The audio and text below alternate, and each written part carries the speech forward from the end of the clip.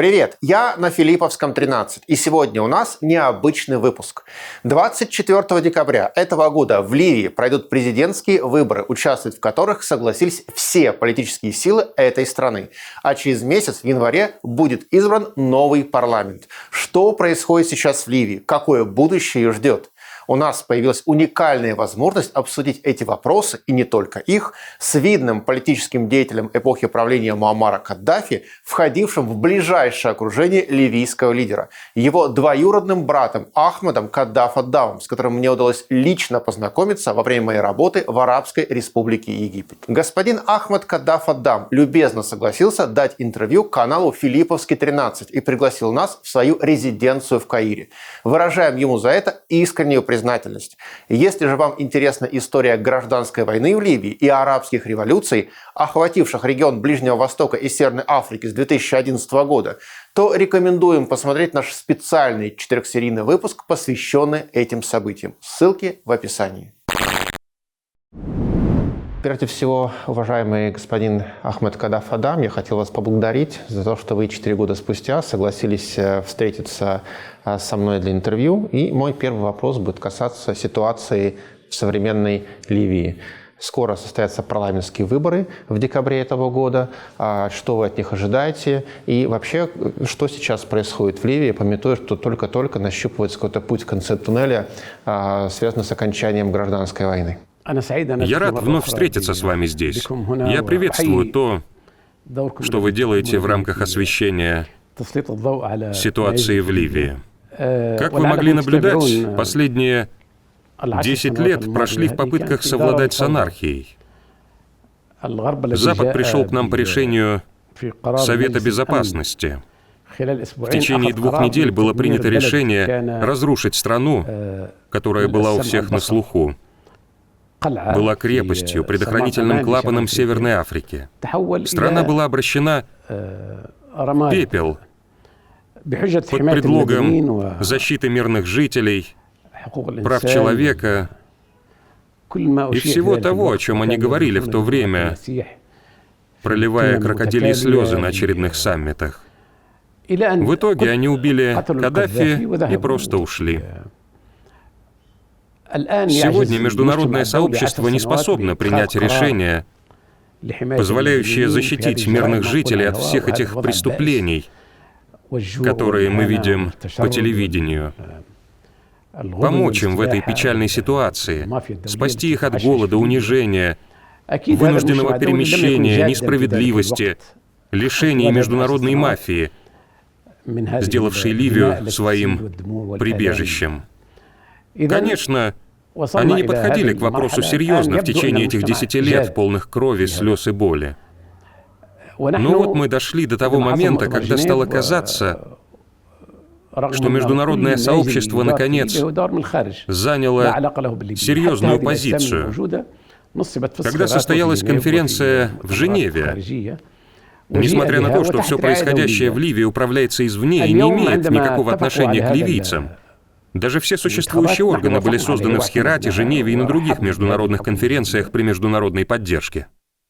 Когда они договорились провести выборы, мы согласились с ними, приняли эту идею и приветствовали новое правительство. Конечно, все эти силы незаконны. Они пришли вслед за ракетами Североатлантического альянса, который теперь обязан их устранить, ведь они пытаются помешать выборам. Мы считаем, что выборы — это способ вернуть ливийский вопрос в руки самих ливийцев. Это хорошо. Это первый шаг, который мы все принимаем, с которым все ливийцы согласны, несмотря на противоречия и разные точки зрения. Поэтому любые попытки помешать выборам неприемлемы. Их противники приводят неубедительные аргументы относительно механизмов и законов. Но я требую от международного сообщества создать механизм, который позволит в кратчайшие сроки разобраться с этой волокитой, устроенной этими незаконными органами на востоке и на западе Ливии. Необходим механизм, который обеспечит нам честные выборы, учитывающие интересы всех. Мы все принимаем этот вызов, это решение, которое удовлетворит всех. Мы с нашими противниками и соседями обратимся к народу и перевернем эту страницу нашей истории.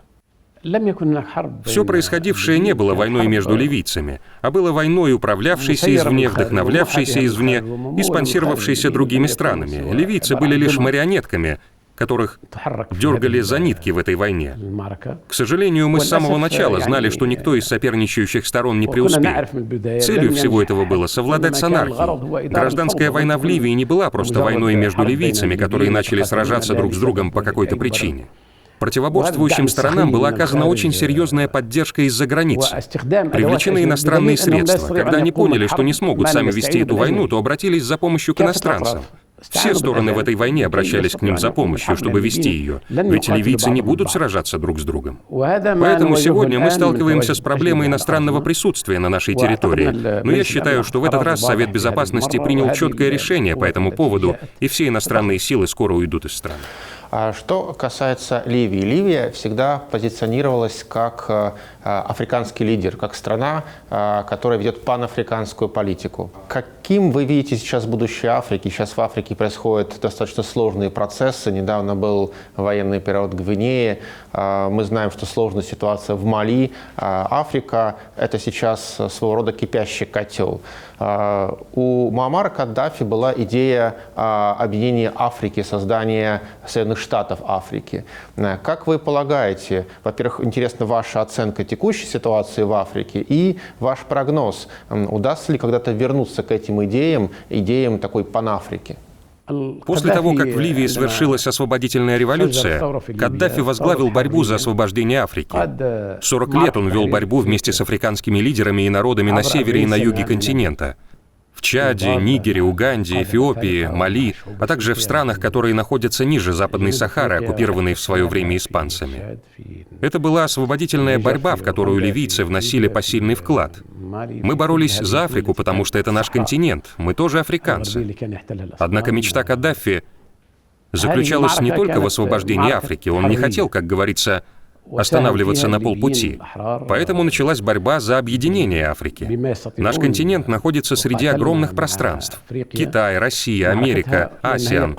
Африканцам, как и всем остальным народам, необходимо свое пространство. Лидеры, боровшиеся вместе с Каддафи, постепенно приходили к власти.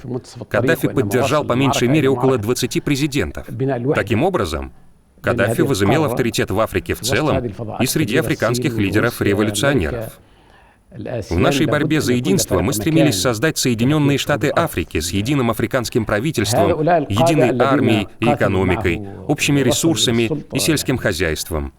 Мы имели бы серьезный вес на любых переговорах. Нашей единой валютой стал бы золотой динар. У нас были бы спутники, с помощью которых мы могли бы контролировать наше воздушное и водное пространство. Конечно, это не нравилось колониальным странам. Они не хотели, чтобы этот девственный континент, несущий в себе богатство будущего, стал единым. И поэтому они решили убрать Каддафи, чтобы уничтожить движущую силу процесса объединения Африки. Конечно, когда не стало Каддафи, который был движущей силой этого объединительного процесса, они на этом не остановились. И начали устраивать перевороты, чтобы Африку охватил хаос, чтобы она не обрела стабильности и не вернулась к своей мечте. Они могут убить Каддафи, Лумумбу, Насера, но мечты народов не умирают. Принципы не умирают. Африка станет единой. Соединенные Штаты Африки появятся благодаря африканской молодежи и африканским лидерам. Каддафи посадил это семя.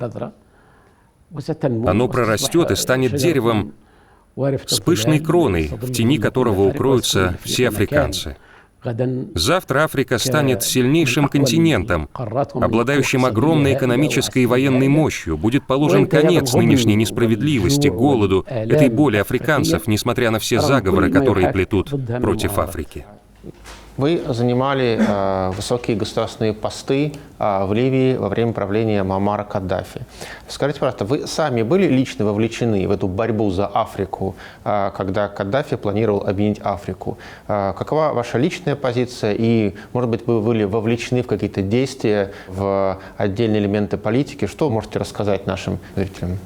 Я не занимал высоких постов. Я был солдатом революции, освободительной революции, к которой я присоединился изначально в рамках гражданского движения. Мы с Каддафи были студентами, затем присоединились к вооруженным силам. Конечно, мы участвовали во многих событиях в Африке и за ее пределами, так как мы верили, что дело свободы неделимо. Поэтому наша борьба в Африке не была какой-то прихотью или поиском личной славы. У нас было дело, в которое мы верили, за которое боролись. Я горжусь тем, что я внес свой вклад в борьбу за освобождение Африки как солдат своей страны и своего континента. Мы вели ее во многих странах. Некоторые считают, что Каддафи купил Африку за деньги. Они дремучие невежи. Мы боролись за наше дело, платили за освобождение Африки кровью наших лучших людей. Поэтому ливийское руководство и ливийский народ гордятся тем, что эта маленькая североафриканская страна сыграла такую важную роль. В честь этого 9 сентября 1999 года в Ливии был основан Африканский союз.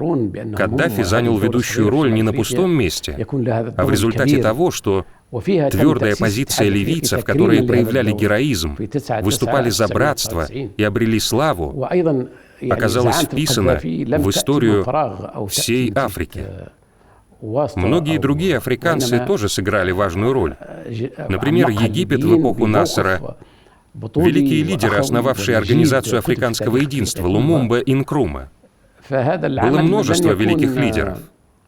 Мы братья, мы стремились объединить усилия и взять континент в свои руки. Ливийцы сыграли в этом свою роль, мы не остались в стороне, не позволили вести себя как послушное стадо, не стали просто наблюдать за тем, как Африка находилась под гнетом испанского или португальского колониализма, под влиянием Израиля. После революции 1969 года все африканские страны разорвали свои отношения с Израилем благодаря нашим усилиям. Страны были под защитой. Африкой не распоряжались, кто хотел и как попало. Когда был Каддафи, в Африке был лев, который ее защищал. Никто не смел посягать на нее. Мы повсеместно останавливали войны через посредничество и благотворительность, консолидировали возможности Африки, выражали свою политическую позицию в ООН, требовали места в Совете Безопасности. В эпоху Каддафи Африка была одним из основных игроков, значимым членом международного сообщества. Сегодня устраиваются перевороты. Естественно, для того, чтобы не дать странам обрести стабильность, чтобы они становились объектом интересов старых колониальных держав, а также и других стран. Все преследуют свои интересы, ведь вакуум ведет к колониализму. Именно поэтому Каддафи хотел заполнить этот вакуум Соединенными Штатами Африки. Это было его мечтой. Он посеял ее в африканцах. И эта мечта не умрет.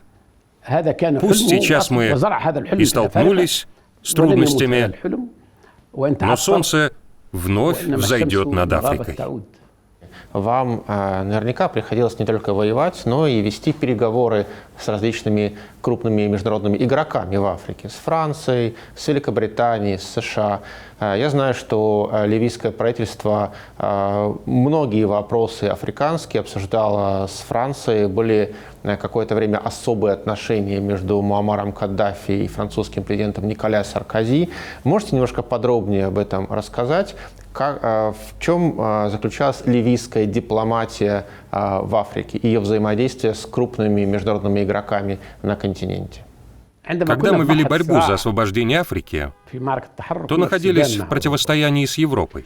Однако, когда мы перешли от освобождения к единству, мы изменили нашу стратегию взаимодействия с Европой и с остальными странами, у которых есть какие-то интересы в Африке, чтобы не вступать в противостояние и не омрачать наши усилия, прилагаемые ради достижения высокой цели, а именно создание Соединенных Штатов Африки. Мы выстроили отличные отношения с Европой и примирились с ней. Что касается Франции, которую вы упомянули, то она осталась последней страной, имеющей влияние в Африке, после того, как мы обломали когти всем остальным. Мы не хотели, чтобы африканцы, особенно франкоговорящие, оказались втянуты в противостояние с Францией, ведь их интересы были взаимосвязаны. Там действует африканский франк и так далее. Мы также не хотели, чтобы Франция опасалась, что наш союз будет создан за ее счет и в ущерб ее интересам. Поэтому мы выжидали, пока не появился Саркози, когда он еще был министром внутренних дел. У нас с ним были хорошие отношения, он был готов сотрудничать и проявлял эту готовность. Пока не началась кампания против Ливии, мы хотели, чтобы у нас в Елисейском дворце был друг, чтобы мы смогли продвинуть Африканский союз, опираясь на хорошие отношения с Францией. Что касается разговоров о том, что рука руку моет, то я, если честно, удивляюсь. Запад живет в лицемерии. Все западные президенты, начиная с США, принимают поддержку от других стран. Ливия не исключение. И Саркози не исключение. Была известная история о том, как Жескар д'Эстен принял алмаз от Бокассы, президента Центральноафриканской Республики.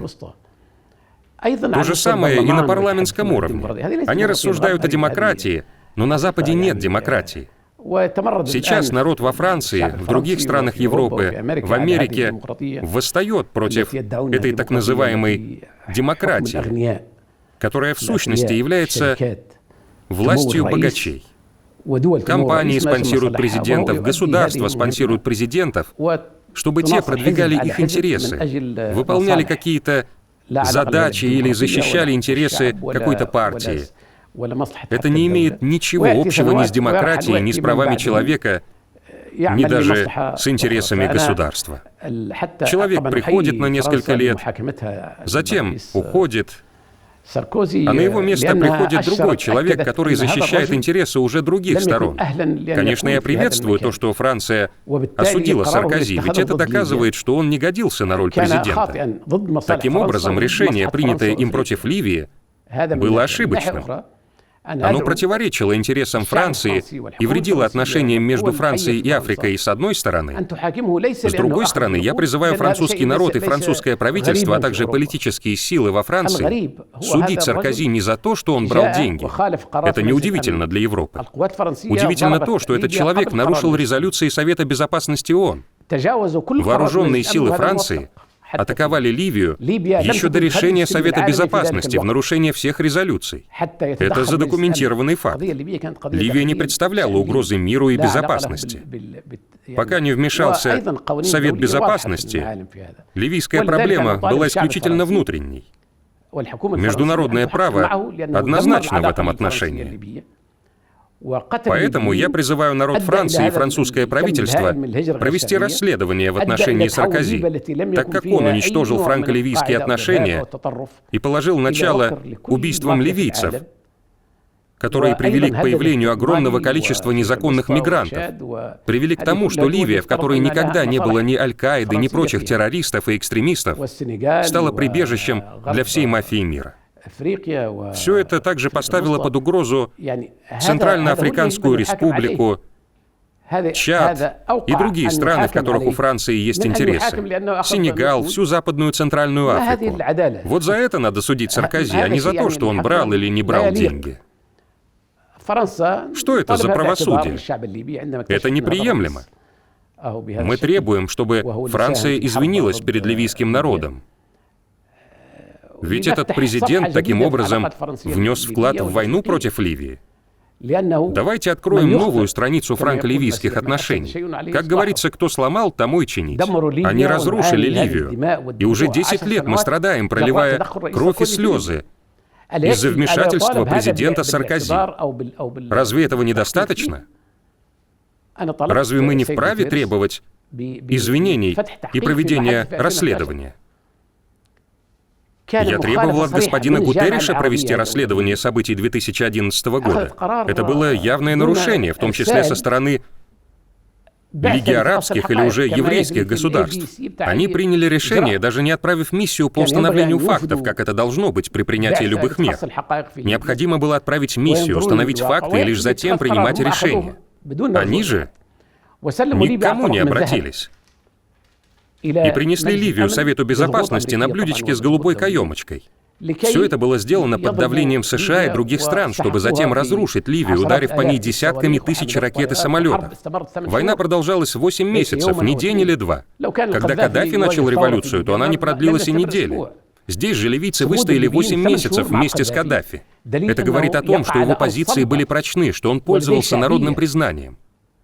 Даже спустя 100 лет, если провести общественный опрос, в котором будет Каддафи против этих иностранных агентов, то Каддафи получит 90% голосов, потому что он национальный герой, который противостоял вызовам. Ведь мы гордимся Омаром Мухтаром.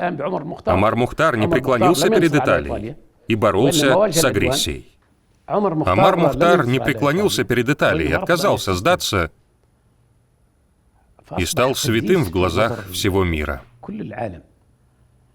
Каддафи противостоял 40 странам, не сдавался, защищал свою страну и погиб, пока страну бомбили самолеты НАТО. Погиб в Сирте. Все те, кто участвовал в этом: Обама, премьер-министр Великобритании, руководители Франции, Италии, все лидеры этого дьявольского альянса, госпожа Клинтон, все эти утечки информации, все это и все они доказывают, что именно Североатлантический альянс сверг режим в Ливии.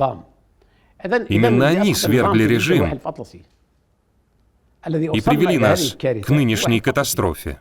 Поэтому они должны привести извинения. Поэтому я требовал от господина Гутерриша провести расследование, чтобы все эти разрушения в Ливии, эта кровь, эти болезни, эта катастрофическая ситуация, в которой оказалась Северная Африка, чтобы все это не прошло просто так, чтобы преступники не остались безнаказанными, чтобы в мире восторжествовала справедливость, чтобы эти преступления не повторились против других народов.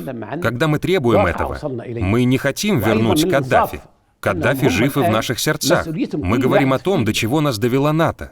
Справедливо, что виновники войны теперь должны нести ответственность за происходящее в Ливии. Даже выборы, которые состоятся в этом году, Совет Безопасности должен принять решение по поводу механизма этих выборов. Мы не открыли атом, и, как говорится, не изобрели колесо за неделю. Пусть будут статьи, которых мы будем придерживаться, ведь мы все подчиняемся Совету Безопасности. Все эти нынешние ливийские правительства были созданы ООН и подчиняются ей. Они нелегитимны, а даже если и были таковыми, то все сроки их легитимности уже вышли. Поэтому, если мы вернемся к тому, что сделал Саркози и ему подобные, именно эти преступления необходимо расследовать. Именно на них необходимо пролить свет, а не говорить о том, брал он деньги или нет. Все берут деньги во всех странах. Ливия не исключение. И Саркози не исключение. Все западные президенты берут деньги. Западная демократия позволяет это. Вы постоянно слышите о кампаниях в США, это не секрет. Пусть кто-то скажет, что я не прав, что это хоть в какой-то стране не так. Я ни на кого не наговариваю. Они свободны в своей демократии. Но они должны уважать и наш выбор. Мы отличаемся от них внешностью, климатом, пищей, одеждой, вероисповеданием и религией. У нас разные языки. Они не имеют права совать свой нос в то, как устроена наша система, в то, как мы думаем и что говорим. Они должны прекратить нападки на наше вероисповедание, на нашу религию и нашего пророка. Если они хотят мира, то мы должны уважать друг друга. Разнообразие — признак жизни. Нас такими сотворил Аллах. Планета Земля не их собственность. Мы являемся частью человечества. У нас есть наследие, есть традиции. Европа построена на нашем наследии, на том, что мы принесли. Еще вчера наши деды были в Андалусии, сражались во Франции, в битве при Пуатье. Все острова Средиземного моря были арабскими и мусульманскими. Они переняли от нас физику, химию, биологию и другие науки, медицину и даже аэронавтику. Может, этот период и прошел, но мы внесли свой вклад в мировую цивилизацию. Они тоже внесли, и мы уважаем выбор других, мы уважаем космические и медицинские исследования, проводимые на Западе. Мы не против этого. Однако мы все должны обратиться к урокам прошлого и усвоить, что колониализм никогда не преуспеет. Произошедшее в Афганистане — это урок. Народы, какими бы слабыми и бедными они ни были, готовы очень долго защищать своих героев.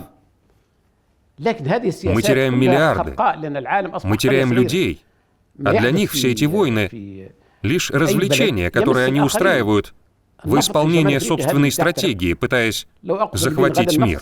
Они боятся того, что мир объединится и восстанет. Но вся эта политика неуклюжа, ведь мир стал маленькой деревней. Все происходящее в одной стране затрагивает другие. Возьмем нефть в Северной Африке. Если ливийцы перекроют нефть, тут же вырастут цены по всему миру. Российский газ. Когда они создают России проблемы на Украине, создают проблемы в других местах, даже в Китае, то рискуют обрушить биржу в Нью-Йорке. Мир стал маленькой деревней. Мы должны изменить свое мышление. Мир должен отойти от этой культуры, от этого наследия прошлой эпохи. Мы вошли в новый век, в котором мир полностью изменился. Для старой школы нет больше места. Мы уже даже не пользуемся наличными в эпоху покупок в интернете, в эпоху современных технологий. Все это поразительно, но вместе с тем и опасно. Мы можем уничтожить друг друга. Студент из Газы, даже не из Иерусалима, может завтра уничтожить Израиль, он может создать бомбы, ракеты, может взломать системы наведения ядерных ракет или Министерство обороны и создать серьезные проблемы. Власть больше не является чьей-то единоличной собственностью. Все эти малые народы, подвергающиеся нападкам, вся эта несправедливость, возникающая в результате этих нападок, все это создает проблемы. Именно это привело к 11 сентября. Это каждый день создает проблемы в Газе, Палестине и во многих других странах. Это подпитывает экстремизм. Они дают пищу этой раковой опухоли, угрожающей всему человечеству. В нынешний век мы больше не можем придерживаться старой культуры и старой стратегии. Взять даже союзы. Европа вступила в союз с США, чтобы противостоять Советскому Союзу. Советского Союза больше нет. Так пусть Европа создаст союз с Россией. К чему эта вражда? Будь то расовая вражда, религиозная или вражда интересов. Почему Франция объединилась с Германией? Еще вчера в войнах между ними погибли миллионы. Потому что были сознательные лидеры, которые смогли объединить Европу вместо того, чтобы сражаться и враждовать. Они объединились и создали экономическую и военную силу. Европа обрела мощь. Почему сегодня Европа не пойдет на сближение с Россией? Россия же — часть Европы. Или почему США не создадут союз с Россией, чтобы эти державы смогли взять мир под контроль, остановить войны, укрепить мощь и потратить эти миллиарды, которые тратятся на тонны ракет, на обеспечение мира, безопасности и здравоохранения, чтобы все жили в мире и безопасности, чтобы не было этих природных катаклизмов, происходящих каждый день, чтобы не было гонки вооружений, не было этих убийств. Все мы люди, все мы от Адама и Евы. Нет такого, что кто-то из нас сверхчеловек, а кто-то ничего не стоит. Пользуясь этой возможностью и вашим каналом, я призываю мир проснуться и по-новому взглянуть на ситуацию. Я призываю этот мир, ООН, Совет Безопасности и этих лидеров, которые, к сожалению, не соответствуют требованиям времени, полностью изменить свою глупую стратегию, изменить свой подход, который всех уничтожит. Маленькое устройство в вашем кармане позволяет добраться до любой точки мира. Еще вчера это было недоступно. С помощью технологий, ставшей общедоступной, можно добраться до любого человека в любой точке. Это такая же болезнь. Это как Эбола, как СПИД. Все это создано человеком. Более чем в 30 странах находятся лаборатории, которые даже сейчас разрабатывают ужасные вещи, способные уничтожить мир вместо того, чтобы бороться за него. Давайте в рамках борьбы с коронавирусом, этой болезнью, охватившей сейчас мир, созовем совещание в Совете Безопасности ООН и объявим об уничтожении всех бактериологических лабораторий. Необходимо покончить с бактериологической войной. Мы должны это пообещать. Это опаснее ядерного оружия. При этом эти лаборатории есть более чем в 30 странах, среди которых множество малых стран, ведь это оружие бедняков. Мы можем покончить с этим, если мир займет серьезную позицию. Если нет, то мы не будем лишать себя средства для защиты. Мы, как малые страны и народы, должны себя как-то защищать, если у нас не будет выбора. Все эти конфликты и войны, охватившие арабский мир, финансируются из-за границы и созданы за границей. Люди умирают, они перекрывают им воду в Ираке. Сирия разрушена без какой-либо причины. В Йемене брат идет на брата, Ливию вы видите каждый день. Конфликт в Ираке, конфликт между Марокко и Алжиром. Вы думаете, что все это случайность? Почему это все происходит в исламском мире? Потому что мы безумцы или невежи, они используют эти яды, чтобы стереть народы с лица земли. Все эти искусственно созданные болезни в Африке, все эти перевороты не случайны. Это то же самое, что они сделали с индейцами в Америке. Крупные страны конкурируют за Африку, будто там нет людей. Африканцы распахивают двери для экономического сотрудничества, сотрудничества в сфере образования и здравоохранения со всеми странами мира. У нас ни с кем нет проблем. Но нападки на Африку неприемлемы. Мы хоть завтра можем мобилизовать 100 миллионов солдат. Они готовы. Они уже сейчас штурмуют Европу без оружия в поисках нормальной жизни. Потому что европейцы посеяли в их странах зло. Подумайте об этих средствах, расходуемых на разрушение, на оружие и современные разработки, которые внушают страх и могут быть обращены против их же создателей. Почему бы нам не создать нечто иное? Почему бы не начать вкладывать в распространение образования, здравоохранения, и не наладить сотрудничество между странами? Мы выступаем с такими призывами не потому, что питаем ненависть к другим. Мы каждый день говорим о том, что колониализм никогда не преуспеет.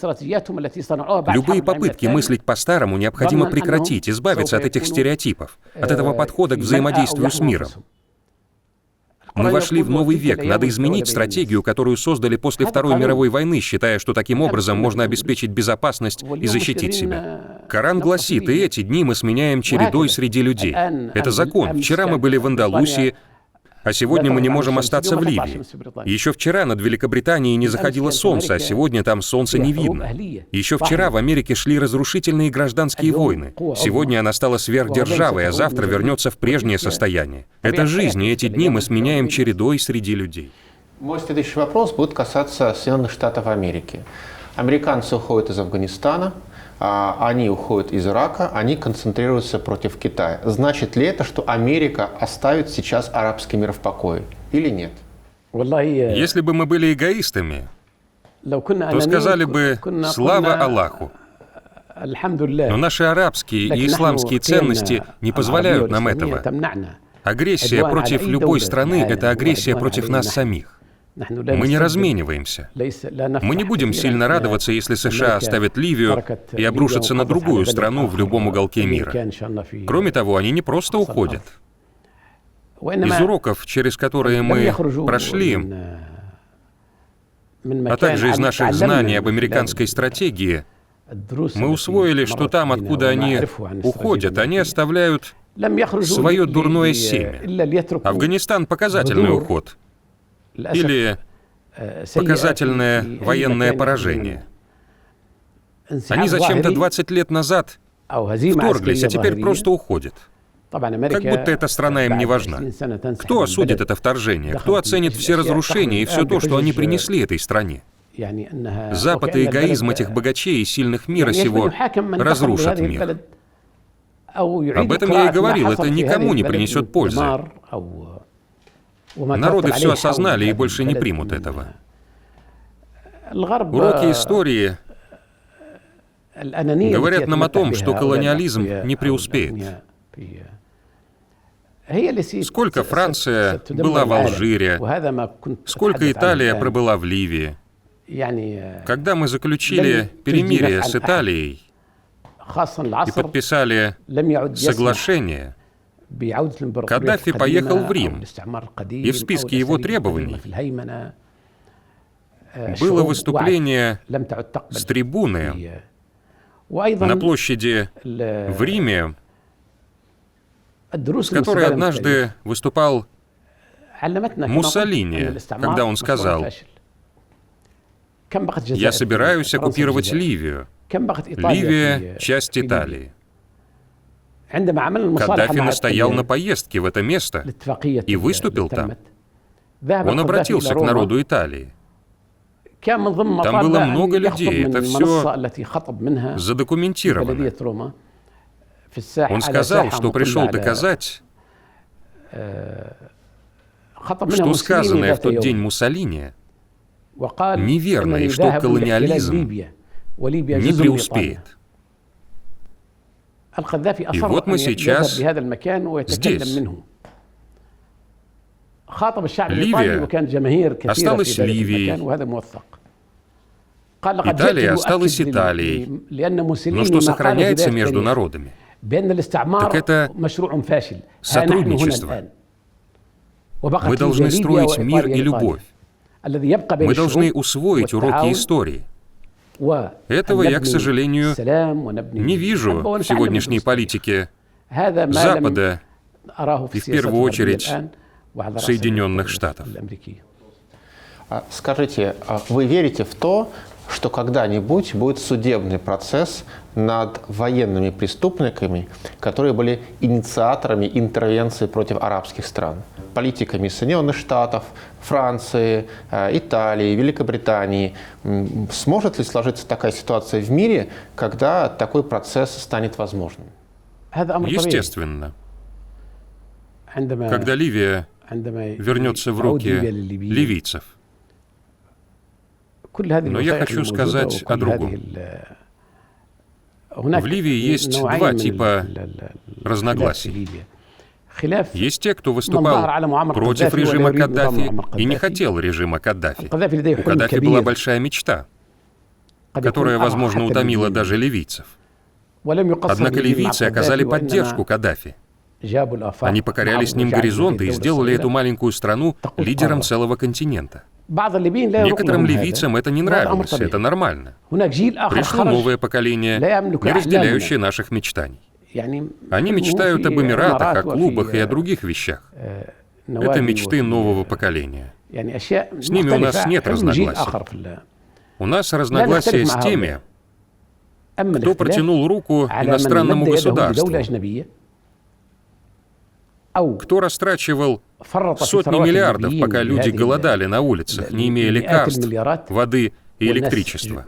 Конечно, когда ливийское государство воспрянет, оно разберется во всем случившемся и привлечет этих людей к ответственности. Не потому, что они отвернулись или не отвернулись от Каддафи, а для того, чтобы все это не повторилось в Ливии. Ведь любой, кто ведет дела с иностранным государством, какой бы национальности он ни был, по всем законам считается предателем, а предательство не поддается обсуждению. Никому не позволено предавать свою родину во благо иностранного государства. Ни в какой стране. Когда в 2011 году ко мне сюда приехала франко-британская делегация, они приехали за день до начала бомбардировок. Тогда они сказали: почему Каддафи отправляет ливийские вооруженные силы на брегу Ираслануф? Я ответил: потому что они принадлежат ливийцам. Их атакуют вооруженные подразделения и хотят захватить. Тогда французский делегат сказал: Каддафи не имеет права отправлять туда вооруженные силы. Я сказал ему: если бы вооруженные подразделения пошли из Ниццы на Париж, то вы что, раздали бы им свои французские шоколадки? Тогда британский делегат начал смеяться. В ваших словах нет никакой логики, сказал я ему. К сожалению, почему-то, когда во Франции и Великобритании начались протесты, они вывели армию на улицы Парижа и Лондона. Эти двойные стандарты вредны, они не помогают найти решения, необходимые странам. Поэтому мы призываем ливийцев к терпимости, призываем окончательно перевернуть эту страницу.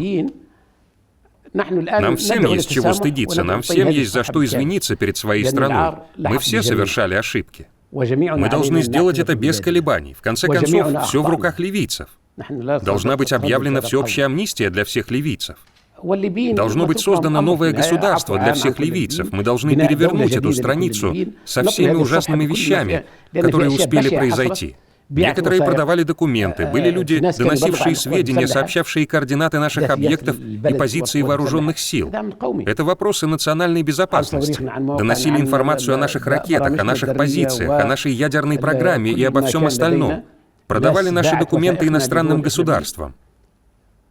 Это исторический факт, затрагивающий нас всех.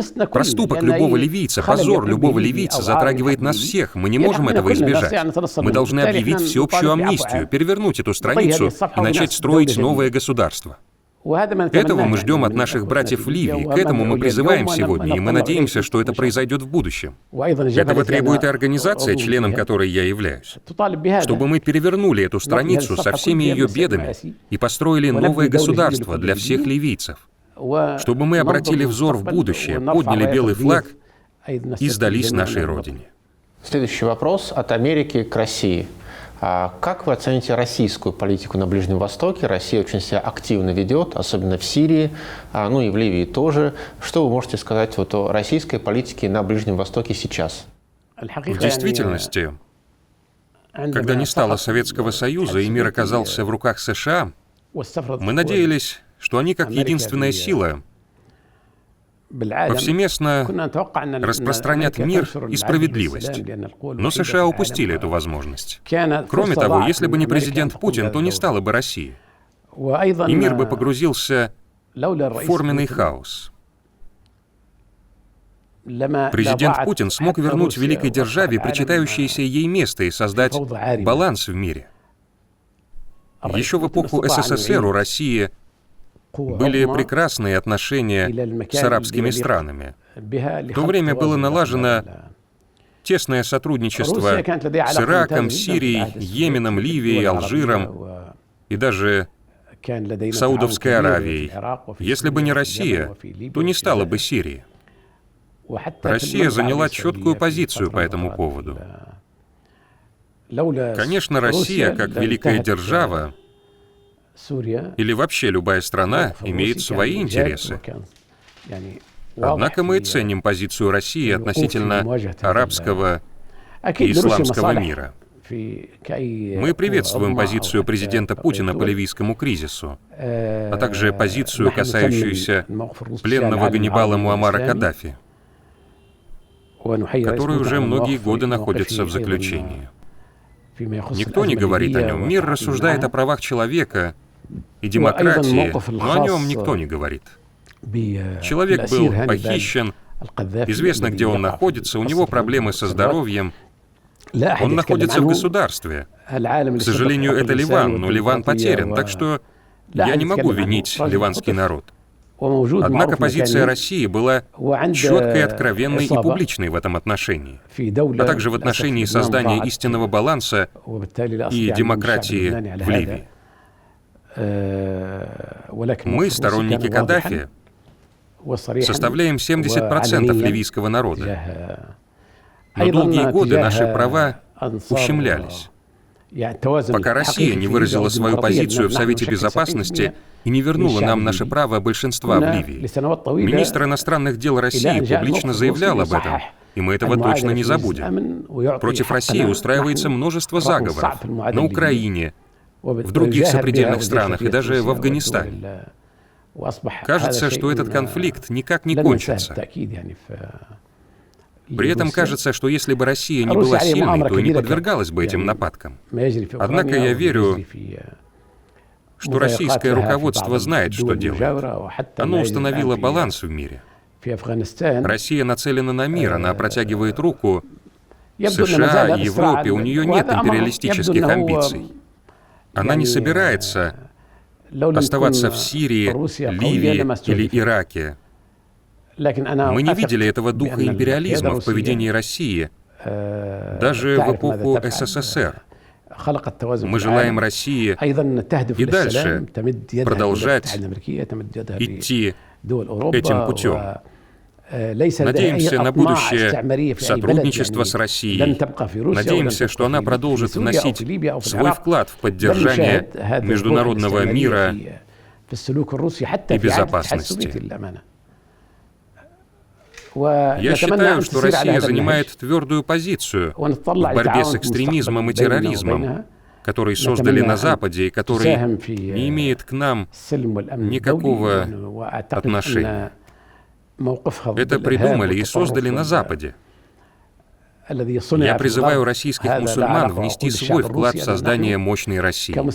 Быть мусульманином в мощной державе лучше, чем быть мусульманином в маленькой, слабой, изолированной стране, которая не служит ни исламу, ни миру во всем мире. Мусульмане должны стать верными солдатами великой России. Ведь это не только почетно, но также позволит избавиться от образа, созданного на Западе, образа мусульманина, который лишь воюет и убивает. Ислам — религия мира. Он призывает к миру и любви, призывает на путь Господа мудростью и добрым увещеванием, как гласит Коран. Он не призывает убивать, резать глотки, устраивать пожарища или работать на благо глобальной стратегии, в которой всех нас лишь используют, как это, к сожалению, происходит сейчас во многих уголках мира. Мы очень признательны России за ее позицию по нашему региону и надеемся на более тесное сотрудничество в будущем. Последнее замечание по поводу России. Мы надеемся, что Россия выразит позицию в Совете Безопасности по поводу наших пленных руководителей, которые уже 10 лет находятся в тюрьмах. Абдалла ас-Синуси, Мансур Дао, Ахмад Ибрагим и многие другие, в том числе Абдалла Мансур. Абдалла Мансур вообще является поэтом, произведения которого известны во всем арабском мире. Он уже 10 лет в тюрьме, хотя не совершал никаких преступлений. Если эти руководители выйдут на свободу, то помогут нам установить мир и начать вести серьезный диалог. Ведь они обладают серьезным опытом, который нам пригодится. Кроме того, все это противоречит правам человека. У нас десятки тысяч плененных солдат. Согласно Женевской конвенции, их должны были освободить сразу же после окончания войны. Кроме того, десятки тысяч ни в чем не повинных женщин находятся в тюрьмах, как в известных, так и неизвестных. Я не думаю, что это заботит международное сообщество или Совет Безопасности, разрушивший Ливию. Россия может провести кампанию в Совете Безопасности и освободить их. Это необходимо не только из гуманитарных соображений, но также из политических. Эти руководители могут помочь нам и внести свой вклад в мирный диалог, чтобы мы перевернули эту страницу и вывели нашу страну из этой катастрофы. Они могут сыграть положительную роль. Кроме того, если они скончаются в тюрьмах, то это лишь повысит ставки и усилит вражду между нами и нашими противниками. А это никому не принесет пользы. Я уже даже не хочу говорить о погибших и прочем. Я считаю, что уже пора достойно проститься и захоронить их подобающим образом. Например, Абу Бакр Юнис Джабер. Я называю это имя перед Муаммаром Каддафи, потому что этот человек занимал достойнейшую позицию и погиб вместе со своим товарищем и командиром. Также Мутазим Билла и другие мученики, некоторые из которых непонятно где захоронены.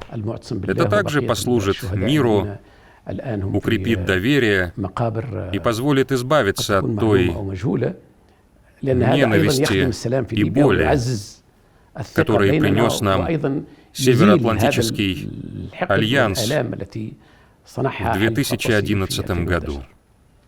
Недавно Путин встречался с Эрдоганом в Сочи, как раз по Сирии, то что в Идлибе сейчас наблюдается эскалация. Как вы полагаете, кто кого переиграет в Сирии? Путин Эрдогана или Эрдоган Путина? Что касается российско-турецкого взаимодействия, в 2023 году истекает действие Лозаннского мирного договора, который был заключен в Швейцарии. Согласно этому договору, Турции будет возвращено имущество, а также с нее будет снято множество ограничений. Турки готовятся к этому сами и стремятся создать благоприятную обстановку для проведения переговоров по истечении этого срока. Но они пошли неверным путем. Они вправе действовать как хотят, но они втянулись в эту еврейскую весну 2011 года, считая, что могут с помощью партии братьев-мусульман взять под контроль регион, который был в их подчинении около 100 лет назад. Мир не вернется назад.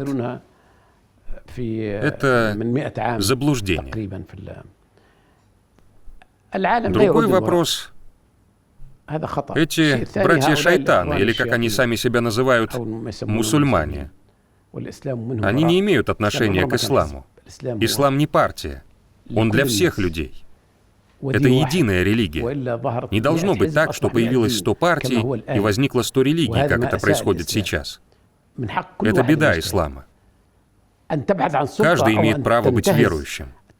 Однако, если кто-то в стремлении к власти захватывает религию, чтобы с ее помощью управлять людьми, это политический оппортунизм, не имеющий никакого отношения к исламу. Очевидно, что турки проявили подобный оппортунизм в случае с братьями-мусульманами, думая, что смогут взять под контроль Марокко, Алжир, Тунис, Египет, Сирию и Ирак. Они развеяли вражду с этими соседскими арабскими народами. Турок не принимают в Европе. Ведь европейцы не хотят, чтобы Турция стала частью Евросоюза, что бы та ни делала. Страны, вышедшие из Советского Союза, тут же были приняты в Евросоюз, ведь они не мусульманские. Турции этого не видать, даже несмотря на то, что она находится в сердце Европы, является членом НАТО и внесла огромный вклад в войны против мирных народов в исполнении стратегии Запада. Турок не принимают, даже несмотря на то, что они наладили тесные отношения с Израилем, заискивая с Западом и Америкой. Это не принесет им результата. Турция — часть Востока.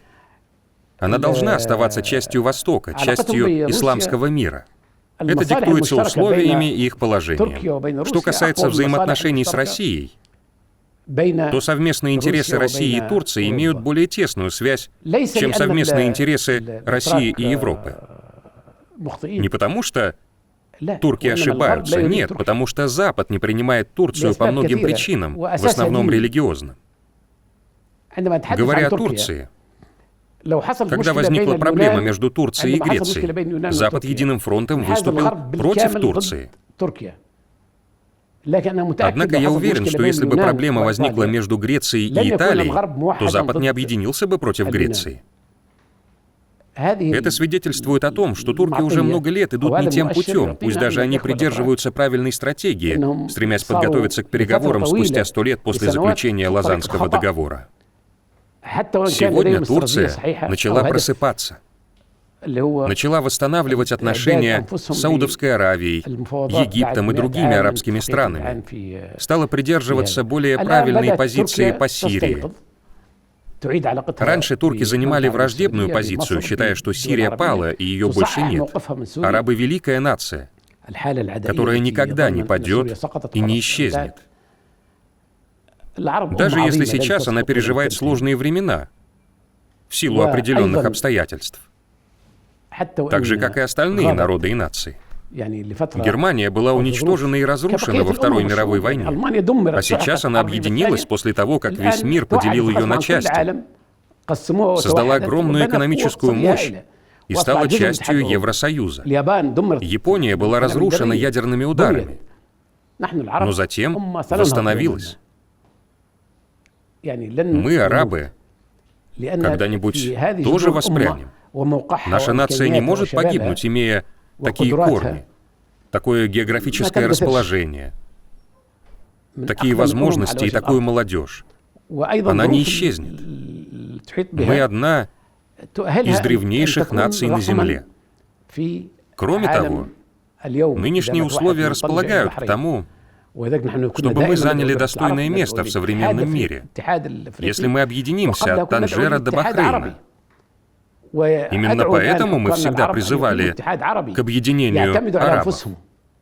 Мы призывали к африканскому единству, но прежде всего арабскому. Я призываю арабских лидеров выстроить арабское единство и полагаться на самих себя, вместо того, чтобы враждовать с Турцией, Ираном и даже Западом, или искать сотрудничество с другими странами с целью защитить себя. Полагайтесь на самих себя.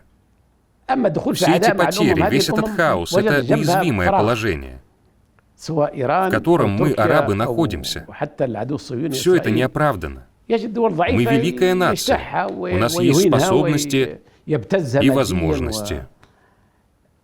Что касается вражды с другими нациями, то они просто видят возле себя вакуум. Будь то Турция, Иран или даже Израиль. Они находят слабые страны, захватывают их, унижают их и наживаются на них. В действительности, если Турция создаст союз с арабами, то станет великой нацией. Все мы относимся к Востоку. Поэтому она могла бы с нами сотрудничать. Именно сотрудничать, а не оккупировать, как я уже сказал. Никто больше не примет этот злой дух, павший на землю еще во времена творения. Мир вступил в новую фазу, которая этого не позволит. Мы должны сотрудничать, и мы протянем Турции руку, конечно, если она будет стремиться к миру. Если она будет мостом с Востока в Европу, а не частью Запада, где ее не приветствуют и, кажется, несмотря на турецкие иллюзии, никогда не примут. Турция должна отойти от Запада, принять действительность, начать защищать Сирию, вернуться на путь мира, перестать перекрывать воду в Ираке. Там же люди. Или как сейчас Эфиопия устроила заговор против Египта. Эти реки созданы Аллахом, они текут по его воле, и их никто не перекроет. Все эти дамбы разрушаются или будут разрушены. Ведь это природа, человек не может пренебрегать законами природы. Если человек будет вмешиваться в творение природы, то получится нечто искаженное. Это искажение самой природы жизни. И сотворили все живое из воды. Вода — это жизнь. Поэтому турки должны освободить воды Тигра и Ефрата. Эта артерия должна нести жизнь, а не служить смерти, разрушению, колонизации или ослаблению народов. Это неверное мышление. Что касается российско-турецкого сотрудничества, то это хорошо. Они пытаются надавить на Запад, прощупать его. Присутствие России в Турции — ответ на присутствие Запада на Украине. Почему нет? Россия большая страна, Турция ей не ровня. Мой следующий вопрос, поскольку мы поговорили о Турции, нельзя не задать по поводу Китая. Роль Китая в Африке. Сейчас началась вторая холодная война. Основным противником США назначен Китай. И это как-то отразится на Африке. Что сейчас Китай делает в Африке, и как вы прогнозируете его будущую активность, и как повлияет американо-китайская борьба в мире на Африку и вообще на весь мир? Как я уже сказал, вакуум, возникший в Африке после ухода Каддафи, побуждает окружающие ее народы стремиться взять Африку под свой контроль. Проект Китая отличается от проекта США или Запада в целом. Африканцы считают, что проект Китая заключается в заселении территории.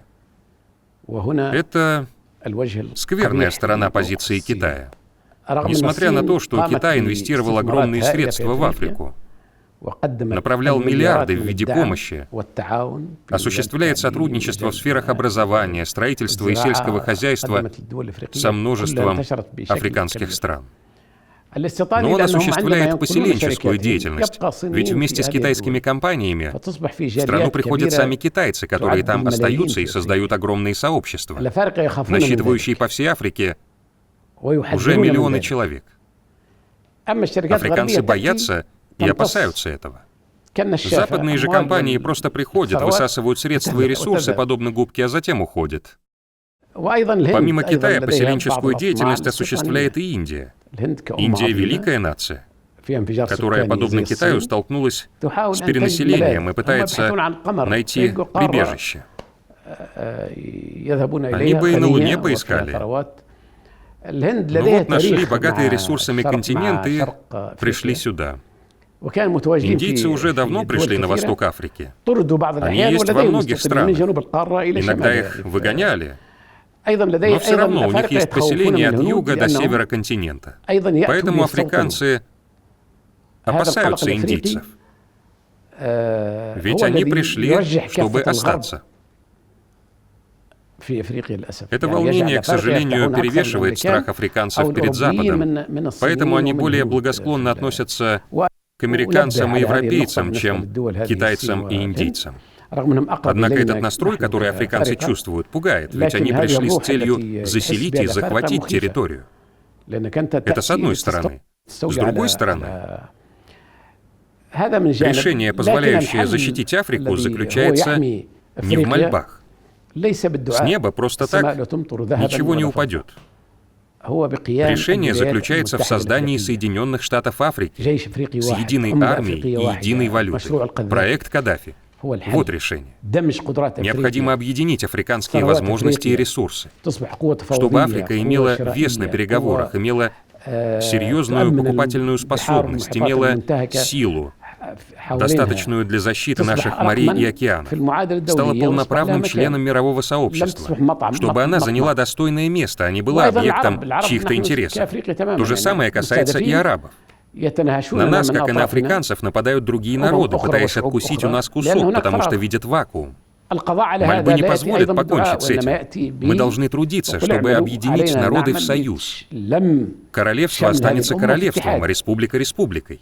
Но будет союз, подобный Евросоюзу. Будет единая валюта, единые возможности, мы не будем никого бояться. Вместо конфликтов мы наладим сотрудничество.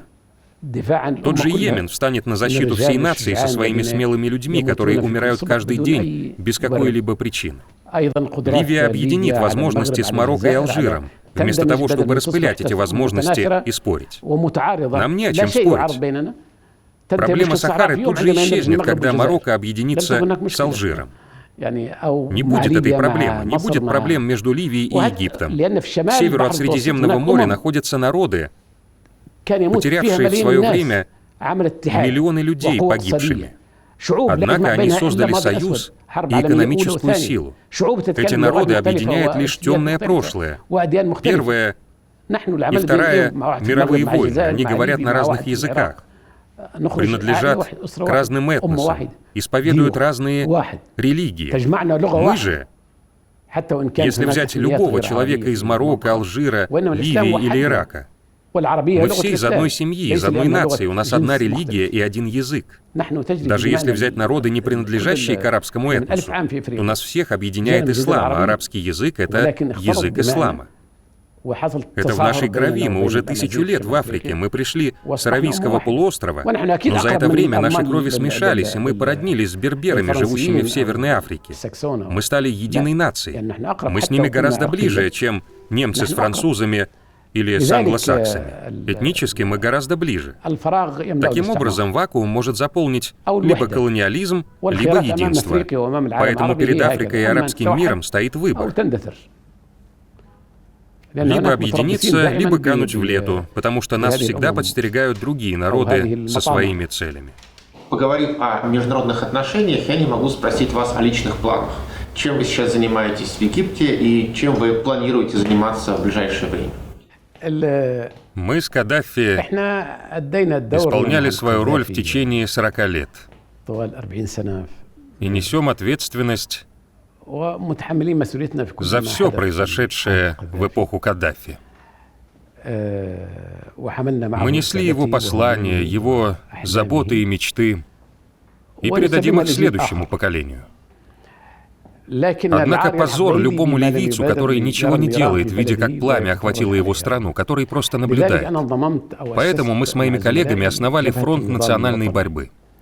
Я являюсь политическим руководителем в этой организации. Ее целью является установление мира в Ливии и возвращение страны в руки ее граждан. Мы ни с кем не находимся в конфликте и не вступаем в противоречия. Мы выступаем против посягательств на нашу страну со стороны иностранцев и тех, кто эти годы разрушал Ливию, бросал нас в тюрьмы и приносил страдания. Наша организация была основана не с целью заполучить власть. Мы не стремимся к власти, не ищем высоких постов и так далее. Поэтому, когда наша страна обретет стабильность и вернется в руки собственных граждан, я перестану вести любую политическую деятельность, если в этом не будет необходимости. В конце концов, я солдат своей страны. И буду исполнять свой долг, пока я жив. Это обещание, которое я дал сам себе. Таков наш путь. Мой отец был одним из основателей освободительной армии в Ливии, в то время, когда Ливия была нищей и в ней были итальянцы. Мой отец в детстве эмигрировал в Египет, но не стал жить в спокойствии и стабильности. Он вернулся в свою страну с оружием в руках. Хотя Ливия была тогда беднейшей страной в мире. Он вернулся, чтобы бороться с итальянцами, несмотря на то, что Италия в то время была одной из сильнейших стран. Я не могу предать историю своей семьи. Мы не просто так приходим в мир. Не просто, чтобы есть, пить и размножаться, как скот. У нас есть послание, которое мы несем со времен арабских завоеваний, когда мы пришли в Египет, Ливию, Тунис, Алжир и Марокко.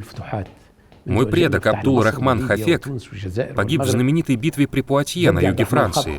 Я не могу. Наши деды владели Средиземным морем, они были в Сицилии и в Венеции. Мы были там около 300 лет. Теперь я смотрю, как моя нация гибнет, как ее топчут ногами. Я так не могу. Это не наш вариант. Мы не можем жить, забыв наше прошлое и разменяв эту славу на тишину и покой. Приходят новые поколения, которые будут нести это знамя. Будут исполнять свой долг как на уровне Африки, так и на уровне арабского и исламского мира. Жизнь продолжается, люди покидают нас. Каждый из нас исполняет свою роль и свой долг, а затем уходит. Наше с вами интервью выйдет на YouTube-канале «Филипповский 13». Его смотрят в основном люди, которые интересуются политикой, международными отношениями и историей. Что-нибудь хотели бы вы сказать, несколько слов россиянам, которым нравятся международные отношения и история? Во-первых, я рад, что вы приехали. Грядущий век — век YouTube. Вы можете проникнуть в любой дом, вы несете серьезное послание, но при этом несете обоюдоострый меч. Вы можете сеять как мир, так и разрушение. Я надеюсь, что вы будете продвигать мир и дружбу народов, что встанете на сторону простых людей и будете их просвещать. Также я надеюсь, что на вашем канале зрители будут вести нетрадиционный диалог, что они будут вносить свой вклад в работу канала через обсуждение, в котором примут участие представители разных народов.